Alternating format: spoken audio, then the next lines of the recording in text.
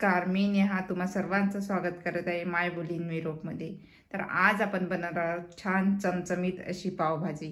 त्यासाठी मी इथं घेतली आहे शिमला मिरची। मी मीडियम साईजची अर्धी शिमला मिरची घेतली आहे। इथं फ्लावर घेतलाय म्हणजेच फुलगोबी। इथं एक मीडियम साईजचा बटाटा घेतलाय। इथं कांदा बारीक कापून घेतलाय।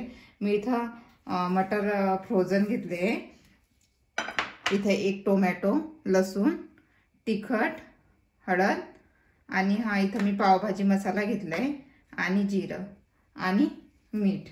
तर आधी आपल्याला काय करायचं आहे, शिमला मिरची आणि फ्लावर, बटाटा हे आपल्याला कुकरला लावून घ्यायचं आहे। तर मी आधी हे कुकरला लावून घेते।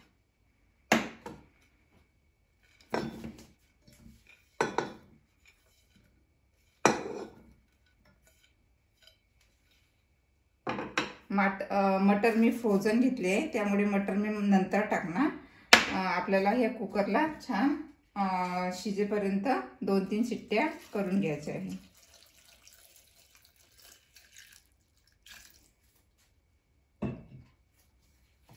आता मी याला छान शिजून घेते।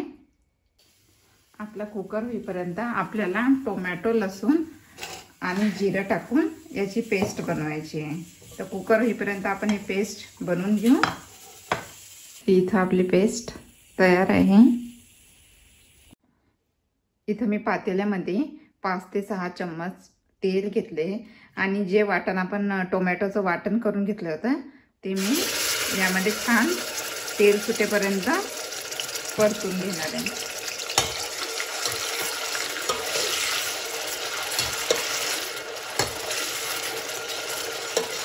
त्याचबरोबर मी इथे घालत आहे 2 चम्मच लाल तिखट। पावभाजीला थोडं तिखट एक्स्ट्राच टाका, कारण पावभाजी चमचमीमध्ये छान लागते, चमचमीतच छान लागते। त्यानंतर 2 चम्मच पावभाजी मसाला, छोटे चम्मच,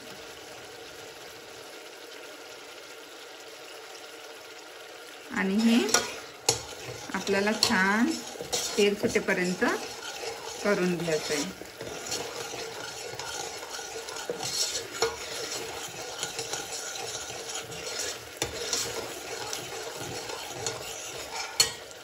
बाजूलाच आपण जे आलू आणि फ्लावर वगैरे लावलं होतं कुकरला, शिमला मिर्च, ते पण आपल्या कुकरमध्ये झालं आहे।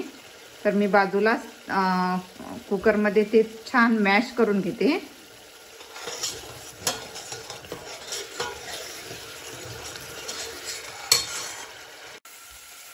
आता मी यामध्ये आपला कांदा थोडा परतून घेते।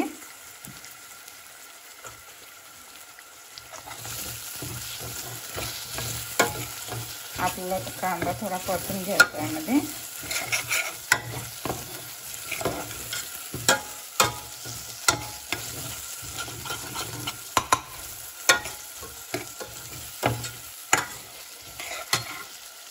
आणि मी हे फ्रोझन मटर टाकत आहे।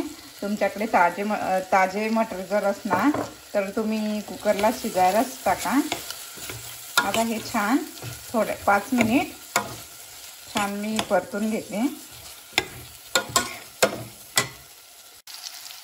आता मी यामध्ये थोडं, हे बघा, अगदी थोडं भांडं म्हणजे 3-4 चम्मच पाणी घालून शिजून घेते।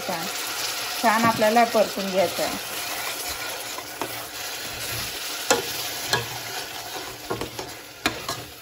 हा गोळा कच्चा नाही ठेवायचा। हा कच्चा जर राहिला तर भाजीला चव नाही येणार, त्याच्यामुळे हा आता मी छान परतून घेते। परत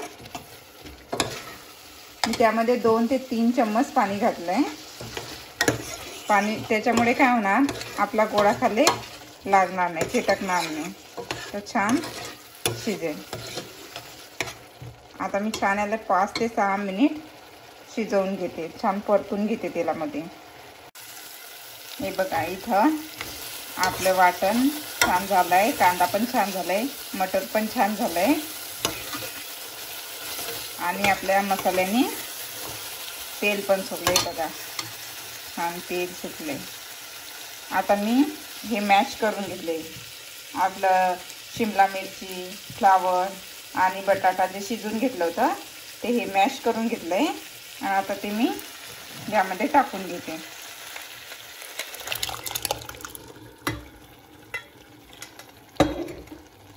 आपल्याला छान मिक्स करून घ्यायचं आहे.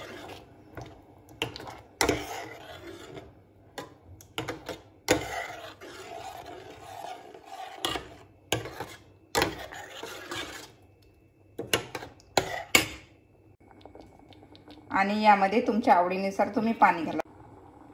नंतर मी यामध्ये चवीपुरती मीठ टाकून घेते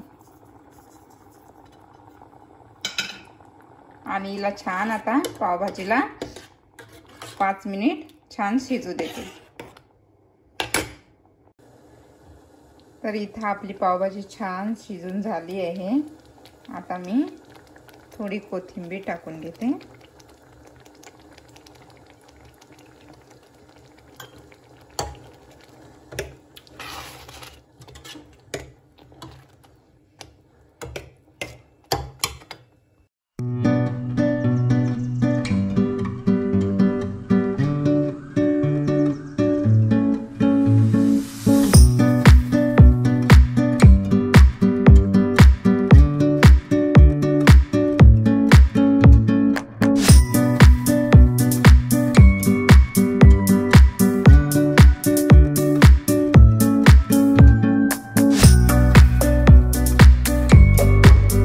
तर आपली अशी चमचमीत पावभाजी तयार आहे.